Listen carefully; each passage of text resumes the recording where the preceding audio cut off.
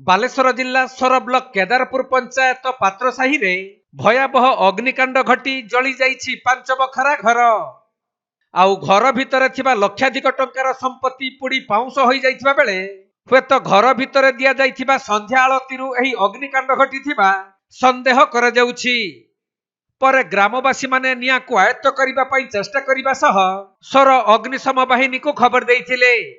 खबर पाई सोररु 2टी दमकल गाड़ी घटनास्थल रे पहुंची निया को आयत्त करिथिले भी सेतेबेलकु संकर्षण नायकंक 1 बखरा, पद्मलोचन भुईंकर 1 बखरा, दासरथी नायकंकर 2 बखरा एवं भागीरथी नायकंकर 1 बखरा घर संपूर्ण जली पुड़ी पाउंस होई जाइथिला।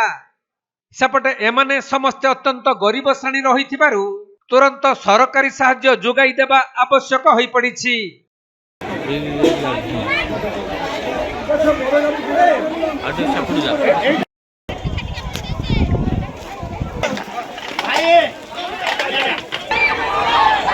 बालेश्वर जिला सोररु सुमंत दास रिपोर्ट, कोणार्क लाइव।